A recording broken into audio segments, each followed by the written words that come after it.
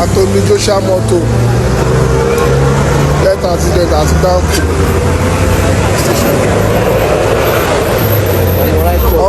Right couple group.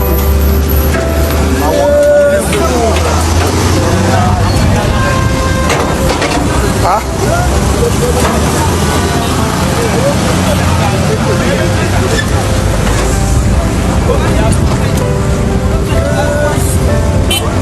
Ọlọ́run wọ́n ti páàkì wọn lọ.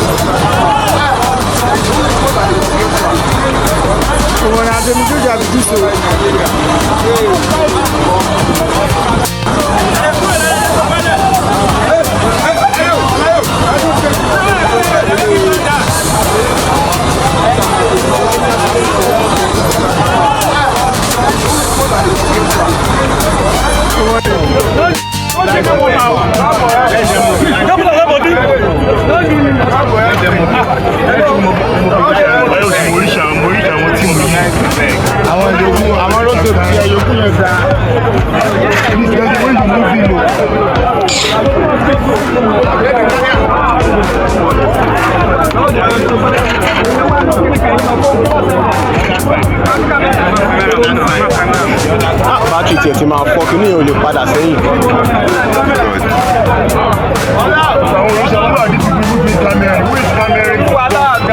New photos of Anthony Joshua's wrecked car show how he came within inches of death after a crash in Nigeria. The heavyweight British boxing champion was travelling in a Lexus Jeep when it smashed into a stationary truck shortly after 11 a.m. 2 of the 5 people involved in the clash tragically lost their lives, but Joshua survived with just minor injuries and was taken to a local hospital. A friend of the star said that he's okay, but badly shaken up.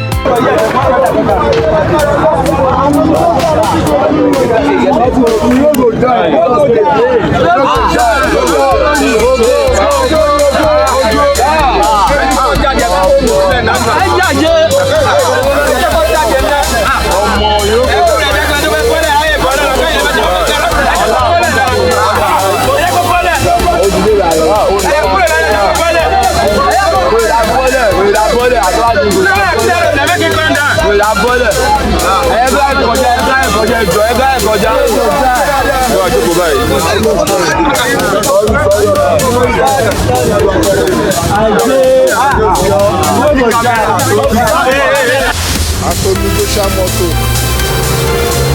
Let accident down to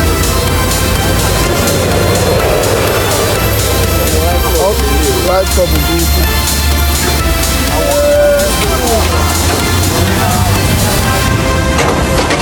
Ah?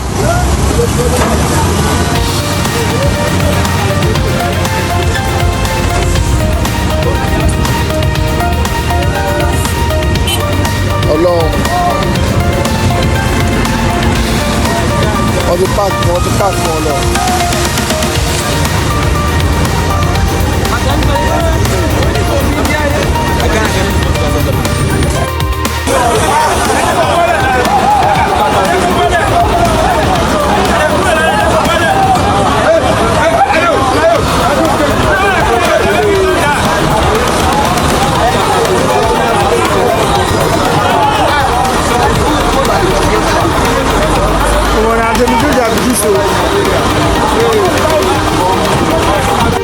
Anthony Joshua Moto.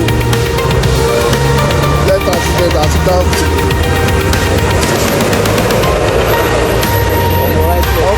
right couple group.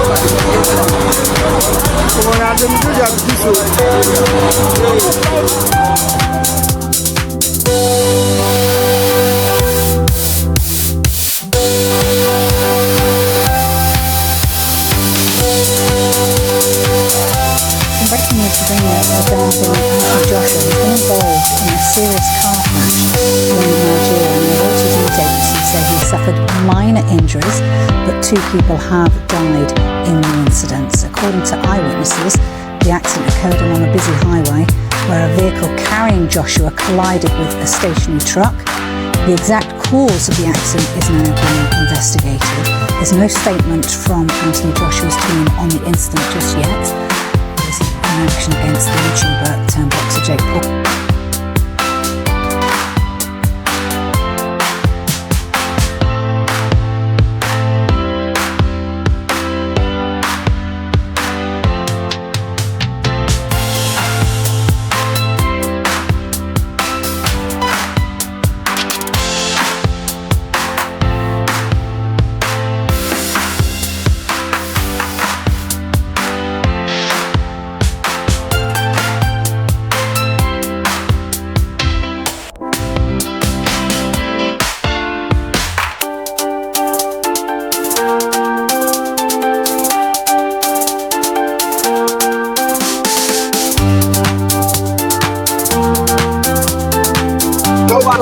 Anthony Joshua yẹn kó lè bọ́lẹ̀ na Joshua ó ṣílẹ̀kùn kó lè bọ́lẹ̀ Anthony Joshua ni Anthony ni abẹ́ fáìmọ̀ gbàgbé kọ́ wá bó tiẹ̀ ṣe máa gbóhùn bọ́lẹ̀ náà wọ́n gbóhùn náà bọ́lẹ̀ kọ́ tiẹ̀ kọ́ gbé lọ sọ́sítì kọ́ gbé lọ sọ́sítì kọ́ gbé lọ sọ́sítì.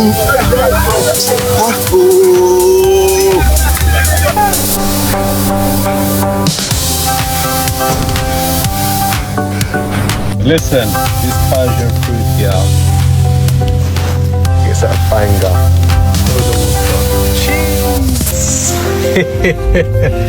One life. Let's go.